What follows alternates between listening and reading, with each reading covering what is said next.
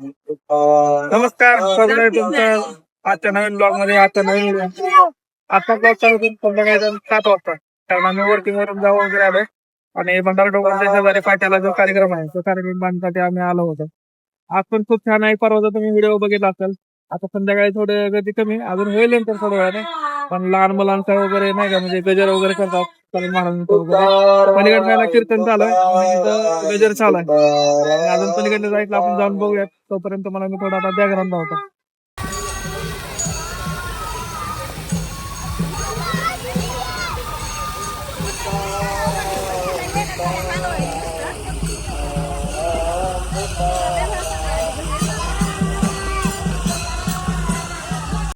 या ठिकाणी जगद्गुरु संत तुकाराम महाराज यांचा अखंडपणे हरिनाम चालू आहे.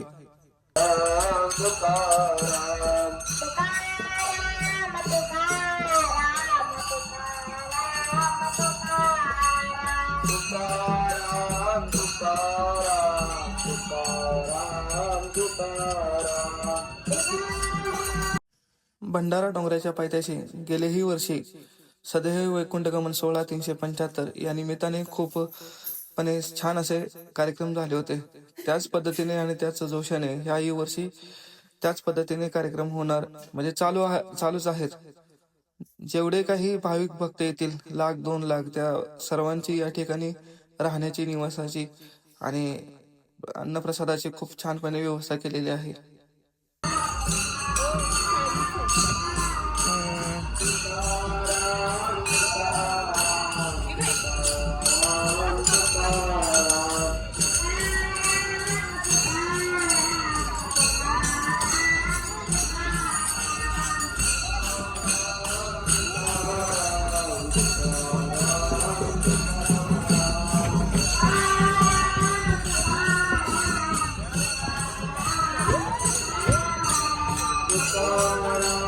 आपण आता ह्या इकडून आलो. या ठिकाणी तुकाराम महाराजांचा हे चालू आहे नाही का, गजर चालू आहे, अखंड सप्ताह वगैरे जे म्हणतात, अखंड हरिनाम पाठ चालू आहे.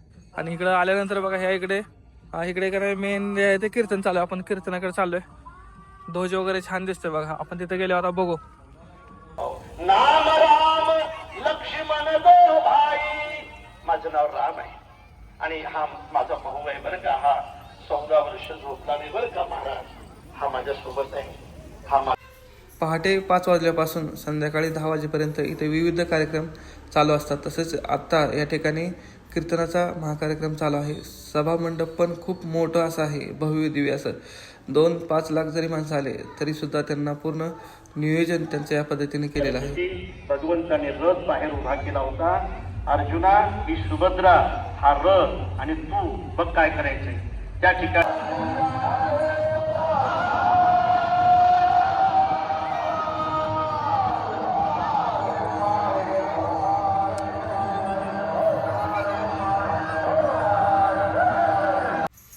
कीर्तन ऐकून झाल्यानंतर आम्ही प्रसाद घेतला आणि आता वेळ होती घरी जाण्याची.